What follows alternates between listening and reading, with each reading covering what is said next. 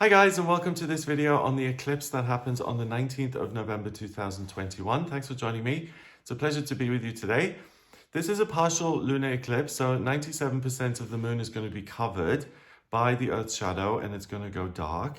And this is also a full moon in Taurus, so both things are really significant. A full moon is when the moon lets go and we receive a lot of its energy. And an eclipse is when either the moon or the sun are kind of blacked out and it interrupts this natural process and the energy sticks around for about 6 months. So eclipses are significant because they kind of give us a clue as to what the next 6 months are going to look like, and also it gives you the opportunity to align yourself with that energy so you can get the most out of it. So this happens at 9:57 in the morning, and that's based on Central European time.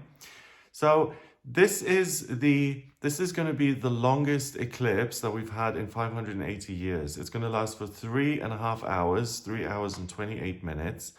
So it's going to be a long night. It's going to be a dark night, and it's kind of indicative of this eclipse's energy because it's kind of a long night of the soul in the sense that you can let go of things which pain you or which no longer work for you, and it's a very internal process. So I think in terms of real world happenings, it's going to be quite a quiet and peaceful time, in the sense that a lot of people are going to go inwards and reflect on where they're at in their life and what they want to bring into it and what they want to let go of.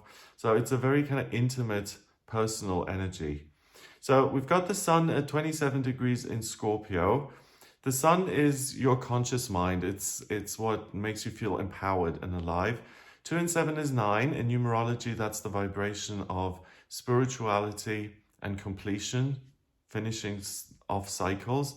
And in the tarot, 9 is the hermit. And it's very much about completing certain issues or solving problems or letting go of obsessions or things that you feel compelled to do by looking at them in earnest and saying, what is this all about?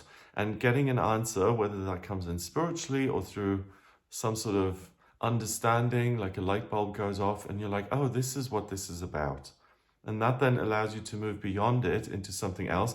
And you kind of create an emotional space by doing that. You're able to let go of the past and make room for new experiences. Scorpio is a water sign, and Scorpio is ruled by Pluto, the planet of transformation and change and death and rebirth and healing. And Scorpio is a water sign that's about getting to the truth of a situation. It's very intuitive. It's very tuned in to what's happening on an energetic level, and it can read other people very well. So with your sun at 27 degrees in Scorpio, what you have access to is the inner landscape and what you're going through, what feels right or what continually pains you, where you feel helpless and powerless. You're able to see those things very, very clearly. And then we've got the moon on the other side of the chart. The two are 180 degrees away from each other via this opposition. And the moon is also at 27 degrees in Taurus. Now, the axis of Scorpio and Taurus, I like talking about this. I mention it quite often, I think, is because both Scorpio and Taurus concern themselves with control. And it's not control in the sense that I need to, make sure everything is lined up. It's not kind of obsessive compulsive. It's much more, Scorpio is much more about, I want to know that I matter to the people in my life. And I want to know that my relationships are authentic and based on truth. And I want us to have an open dialogue. So it's emotional control in the sense that I want something that's intense and meaningful. And Taurus is able to take control as such of the physical world and is able to redesign it to make it beautiful and comfortable and supportive. The moon in itself is what gives you a sense of ease and comfort, what comes naturally. And in Taurus, it allows you to be very creative. It allows you to adapt things which have some sort of physical aspect to them and to improve upon them. So jobs that are often associated with Taurus are things like chiropractors and massage therapists, artists and performers and singers. It also rules money. So there's kind of an affinity for making money, especially in a way that's enjoyable and creative and unique. So with the moon being in Taurus there, you feel a sense of, it's okay to be me. I feel pretty grounded in my life. I'm not constantly putting out fires here. I've got a moment to myself. I'm somewhat at ease, and I've got the presence of mind to look within and to see what my intuition is trying to tell me. And it's important to listen to that on this day, because it's a prompt to transform into something that's lighter, or into someone who's lighter and not so bogged down with past experiences and trauma and negativity. So with it being at 9 degrees in Taurus, I also think that you're going to be able to read your environment very well. So if you've been in kind of a fog for the last few months or years, and you haven't been able to see your life as it is, and you've just been going through the motions, like you go to work in the morning without even looking around you, because the route has become so embedded in your consciousness that you kind of do it in your sleep. This allows you to see your environment again and to say, do you know what, does this make me feel nurtured and supported? Do I feel comfortable with my life as it is? Or should I change something? Also, what is my part in this? Did I make the decisions to be here? Is the current landscape a result of my actions? Or have I kind of stumbled into this situation? And if you have stumbled into a situation, it kind of triggers Taurus, and it says, well, enough of that. Let's plan what life is going to look like. Let's try and take charge of this. So it's a full moon. When the moon is full, it kind of lets go. It's like an achievement in the moon's 28-day cycle where it's been building towards something. And now it's like, look at me, the attention, I've got something to offer. So there's a sense of, there's a recognition that you have value, and that the things that you're working on are part of the process, just the way everyone else is going through a process. So it's a big energy. And then with the eclipse interrupting it, it kind of deepens the access you have to your own intuition, to your own inner workings, because it's much darker than usual. It still is powerful, but it's kind of being darkened by the Earth's shadow here. So you have 3 hours and 28 minutes extra, and that's like in a literal sense. You have extra to go within and to, knock around in the dark a little bit to see what you bump into, so it can be healed and let go of. But also obviously in a metaphorical sense, when the moon is completely black, it's associated with a new moon. And that's a time to go within and to plant new seeds of intention. And because we have this powerful full moon in Taurus energy here, combined with the darkness, you're able to go within and then translate it into something tangible, into concrete action. Because Taurus, if anything, is very much connected with the earth and the process of working and adapting what exists in a physical sense. So it's not just that you have this almost mystic insight into who you are and the part you play in your own story, but you also have the know-how to take actions based on those insights and to make changes happen. It's all very well understanding something, but often it doesn't give you the power to then do it differently. This isn't like that. This is the understanding something is illuminated, and then it's the instant kind of, I'm taking control and charge of this, I'm seizing upon this information, and I'm going to work with it. So there's no danger of kind of procrastinating or being apathetic or uninterested. If anything, your feelings are going to be quite intense, and you could get a little bit impatient when it comes to implementing changes and wanting those to exist immediately. Usually things take a little bit of time.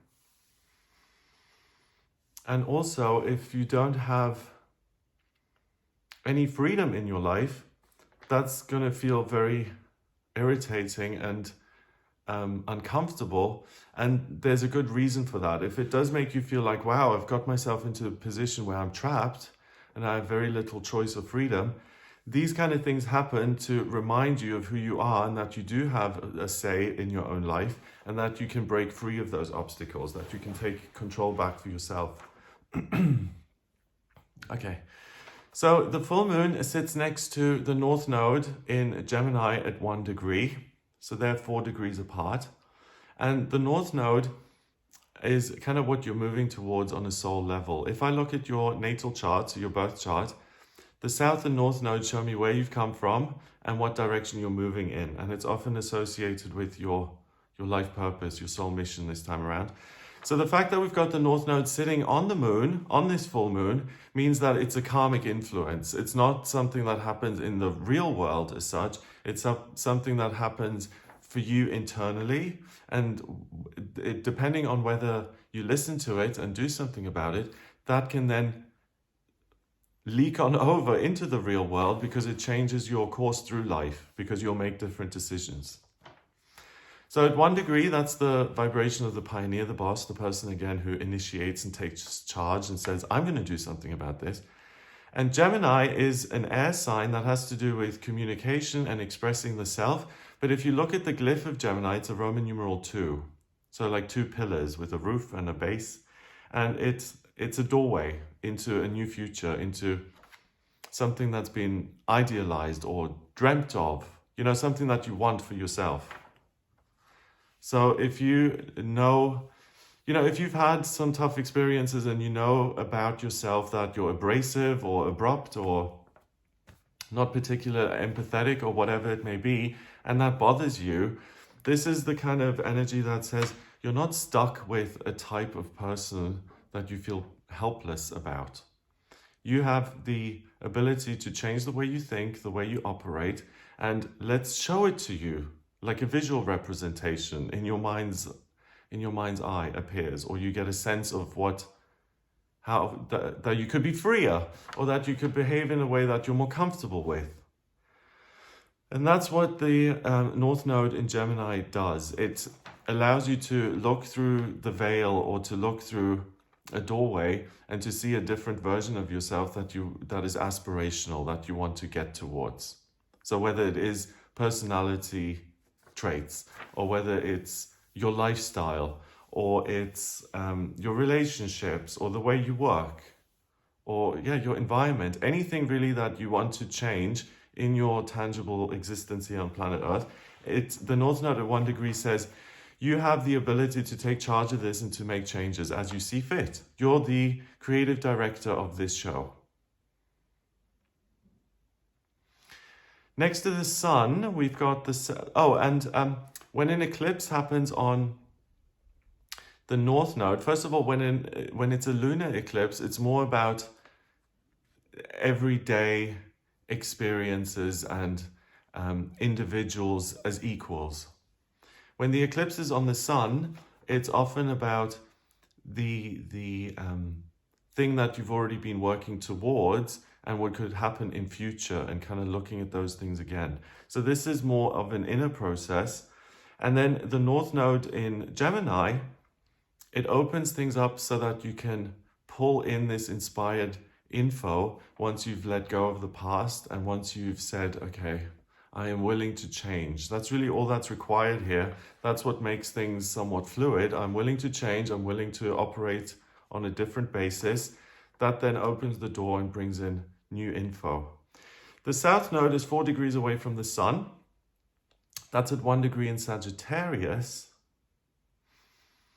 So it's about taking a break and saying, stop for a second and look at where you're going and look at where you've come from, reassess, take a moment to breathe, and look at where you want to go in future and make it very personal. It's not about following the rules anymore. It's not about trying to please other people in society and to impress. It's about your relationship and your connection with yourself, what your life feels like to you, and how you want to maximize certain things and minimize others. We also have Mercury sitting near the sun. Mercury is conjunct to the sun. Mercury, the communication planet, is in Scorpio at 21 degrees, and it's 6 degrees away from the sun. So communication here is a big thing. communicating with yourself obviously is super important, but then if you're able to somehow articulate that, to get it outside of yourself somehow, so either writing it down or sharing it with a friend or a therapist or a counselor or someone like that, that's important because it kind of gives it more weight. The things that you say and that you speak during this eclipse are kind of like New Year's resolutions. They carry extra weight and you'll remember them and they're important. So pay attention to what hopes and dreams and wishes you're expressing particularly. So this is an opportunity to share what it is you truly, truly want and to also get very honest with yourself. Sometimes, we're scared of our truth. If I've built this life as a merchant in one town, but my dream is to go be a musician in a city somewhere, then it means that, yes, one, I have to make the dream happen, but two, I have to give up everything I've built so far. And I have to give up my security and comfort. And that often can feel very scary and puts people off. But here, there's an opportunity to get to the core truth. That's with the added darkness of the eclipse. You kind of sink to the very bottom where the hidden, unwanted dreams and desires reside. So be willing to pick those up because they're, usually if there's fear attached to it, it's your ego playing tricks saying, don't go here, it's too scary. And those usually are the ones that pay off incredibly well. So Mercury in itself is at a very, it's almost amused because it's in a position at an angle that it really likes. It's at 21 degrees, 2 and 1 is 3, and 3 in numerology is kind of like Mercury in astrology.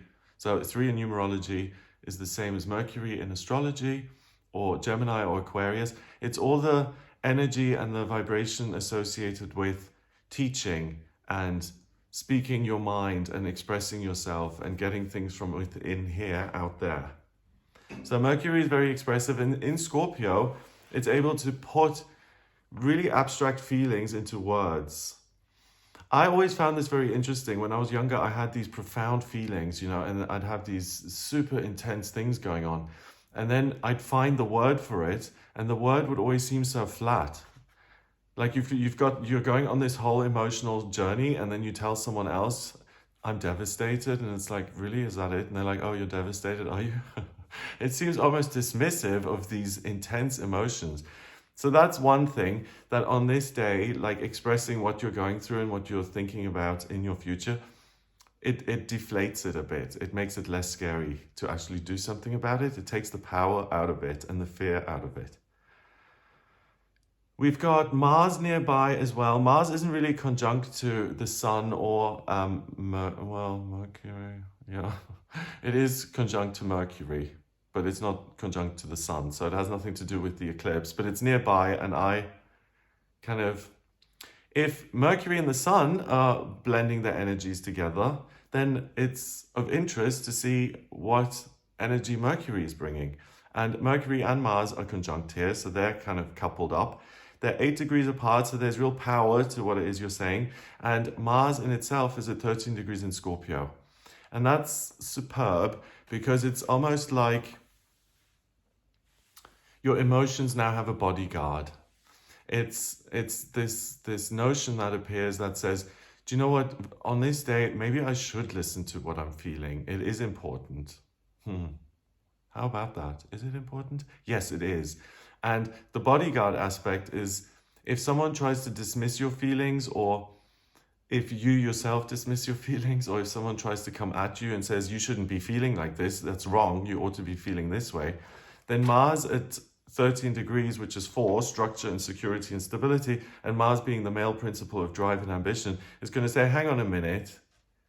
Yes, I am entitled to my feelings, thank you very much. And not only am I entitled to my feelings, today I'm supposed to be digging and swimming around in them to discover what is going on and what I can get rid of and what I can leave. So you're nobody's fool here on the 19th of November. But I don't really get a sense that there's a huge risk of arguments or blow-ups. I think you're very... Yeah, that's your stuff, this is my stuff. Okay, let's just agree to disagree, or bye. You're very you're very easy come, easy go. That's what I feel. Unless, when it comes to other people, not so much with yourself. That's important. Okay, so let's look at some of the other aspects that the moon forms with other things here in the chart. Okay, so it forms a square with Jupiter in Aquarius at 24 degrees. Jupiter is the lucky planet. In Aquarius, it likes lots of information. It likes to think about other people. It's good fortune comes via other people, and I want to grow and expand, and I want to educate myself and learn about the world and how things work. And it's very optimistic. And at 24 degrees, that's 6. That's a temporary opportunity. So information can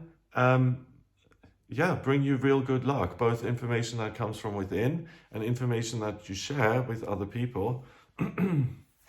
And by looking at the response you then get from other people, that can be the catalyst for some type of new activity starting up. This isn't just a square. If you look at the chart here next to me, then you've got this red line between the moon and Jupiter, right? But then also Jupiter forms another red line with the sun and Mercury in Scorpio, and then the sun and Mercury in Scorpio oppose the moon. So what we've done is we've created this big red triangle, and that's called a T-square, and it's an area of friction where it's difficult to make a decision. Should I do this or this? So the moon in Taurus is asking you to contemplate and to go within. Jupiter in Aquarius is then take that information seriously and do something about it. And the sun and Mercury also provide you with this magnifying lens when it comes to your own feelings. They oppose the moon, and it goes around and round and round, and it says, well, maybe I should just see what's in here and keep it to myself and not immediately be so quick to share it. Maybe I should just keep it under my hat. But the thing that's going to help a lot on this day is sharing it with a trusted confidant, because it puts it into context and it helps you to remember it because you had a moment. You see, where you shared something important to you, you remember that kind of thing. If you just keep it to yourself and you're like, I'll be a bit cautious, then that's the kind of thing you forget. And this day is saying, please do remember what's going on for you here during the eclipse, because it's going to have, there's an opportunity to do something meaningful and transformative over the next 6-month period. And 2, it's better if you make sense of this early on and you start early on, because change takes time and it's often not easy, especially if you're not forced to do it. If you're saying, I'm willing to change, it's not like it's going to be a joyride a lot of the time. It's a challenging process, and this kind of gives you the motivation and evidence in terms of thinking back to that day that this is something I've decided to do, so I'm going to keep going. And that, you see, even explaining it for me, that goes round and round and round, because that's the kind of vibe it brings up. It's like, oh, really? Am I on the right track here? As long as you're being authentic and honest with yourself, you're on the right track. It's really straightforward. The strongest mode on this day, like the signs are split up into 3 modes: cardinal and fixed and mutable. Cardinal is I'm the boss, I'm in charge. It's like the number 1 in numerology. Fixed is structure. It's like 4 in numerology, and it's like, okay, let's maintain what is. And mutable is going with the flow and being adaptable and changeable. I would say 7, the mind and creativity. So the strongest modes we've got is fixed. And the thing that's it's almost like you're washing away things which have been in place for a long, long time, and structures which have made you operate in a certain way. And you don't want to be under the influence of anything anymore. I read the other day, someone was writing their story and they said, you know what, this thing that happened to me at 7 years old, I've realized now in hindsight at age 30 or something, that every interaction, every decision, everything I've done in my life is because of that thing that happened to me when I was 7. And it's that realization that, your choices are just as biased as anyone else's, and that if you can become much more objective about what you're doing, then you can kind of take it back and be subjective, because you can say, well, I'm going to choose to be on my side always. Yeah. Okay, so where was I? What was I talking about? I was talking about the T-square, and it goes round and round and round. It's complicated. Okay, so you see, I'm certainly getting wrapped up in this part of the chart. Let's move on to something else. We've got that happening. Then we've got a sesqui square between the moon and Venus at 12 degrees in Capricorn. Oh, another really nice influence. Like influences like Jupiter, the lucky planet, Venus, love and beauty, Mercury, communication. They're always really upbeat and positive. So this bodes really well, and it seems very loving and sweet and calm and kind. And Venus is the planet of love and beauty and creativity. Again, at 12, it's 3, communication. And Capricorn is I'm willing to do the work. So Venus is able, and not just able, but very talented at expressing itself. So you can have the chat that maybe feels uncomfortable, or if you want to be creative and paint and write and do art and perform and write your masterpiece, your magnum opus, then it's also a good day to do that, to get those feelings out and to capture them. Okay, what else? So we've got that, and then we've got, yep, the moon opposing the sun and Mercury. Okay. Yeah, and that's all it does. Okay, then we have something else in this chart, though, which is really interesting to me. We have something called a yod. Do we have 2 yods? Hang on. 1, 2. Yeah, we've got 2 yods. A yod is an area of talent that's very, very specific, and that's present on the day. Like, that gives you a very unique opportunity to either create something or to unearth something which has been hidden, but it's super temporary, and it's the kind of thing you have to jump on when it appears on the day. So the first yod, did I mention it's known as the finger of God? Yeah, it's the 2 quincunxes and the sextile creating the thing that looks like a green finger. And the first one connects Mars in Scorpio with Black Moon Lilith in Gemini, and then Venus in Capricorn, and it goes back to Mars via that sextile. Okay, so the big talent here is that your ego is deliberately trying to put you off expressing your truth on this day. It may feel uncomfortable, like awkward or risky. And the ego is jumping in because Mars and Venus, when you put those together, the male and the female, you get new life, new beginnings, right? If you articulate what's truly going on for you and what you really want, it has some sort of magical effect. Like either you're manifesting it immediately by speaking the words, it takes on some sort of reality in the universe, and your ego doesn't want you to progress. So it's trying to get you to zip it, so you put on the brakes and you don't do something with this opportunity. The second yod connects the North Node in Gemini, then the quincunx on the midheaven in Scorpio, and the rising in Capricorn. Very similar. Venus is in Capricorn, Mars is in Scorpio. So the rising is your natural default setting. In Capricorn at 0 degrees, you're dedicated to making a change and to working on this. And Scorpio at 1 degree is the saying, I'm taking the initiative to examine these feelings and to feel them and to do something about them. And then the connection with the North Node at 1 degree in Gemini, this is a huge part. The work that you do, the inner work that you do on this day is so important because it has a direct correlation to the way you live your life. So you can save yourself years and decades of wandering around aimlessly by saying, what is important to me now, and doing it now. And then living your dream for the next 10, 20 years instead of looking around for it for the same period.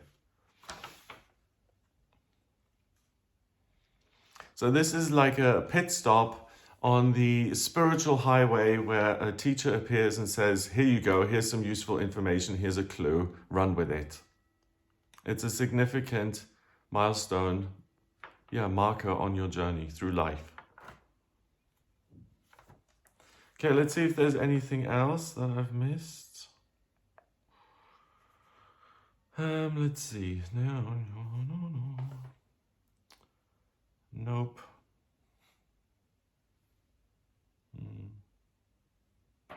Mentioned Jupiter, Saturn,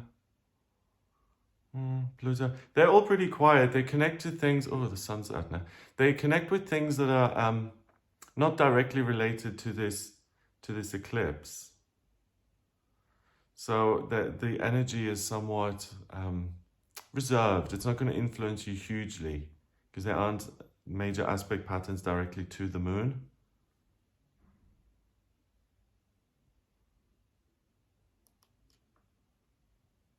Oh, yeah, I have missed something. Hang on a minute.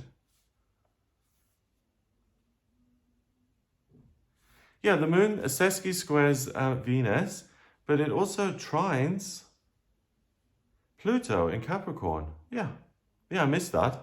So Pluto is transformation and change. It rules Scorpio. I spoke about that a moment ago. 24 degrees in Capricorn. Again, it's the can-do willingness to say, I'm willing to do the work and whatever it takes to change. I'm willing to do that, even if it is difficult. So that's the real opportunity here, that the insight is wonderful and great, but often it's the follow-through that's lacking, doing something about it. And you have that in bucket loads here. So look at what's going on and what you're really tired of or you don't want to engage with anymore and say, how am I going to work to get rid of this out of my life? And over the next 6-month period, I'm going to work to change whatever this is. Also, not just what you want to let go of, but then in turn, because you're creating more space, this is what I want to bring into my life. I want more of this. So out with the old, in with the new, and facing in the right direction towards what you want to bring in.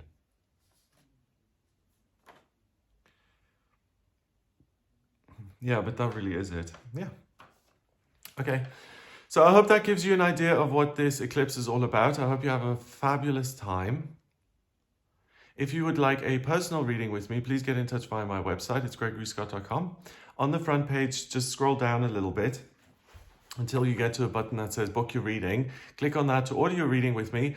And in my personal readings, I draw up your birth chart just the way I've drawn up this chart next to me. And I see your rising sign and your midheaven and your second house and your sixth house. So if you have any questions about your life purpose or work or relationships or anything at all, then please do get in touch with me for a personal reading. If you like this video, give it a thumbs up, please. Hit subscribe and share the video online. Have an amazing time, and I'll speak to you soon. All the best.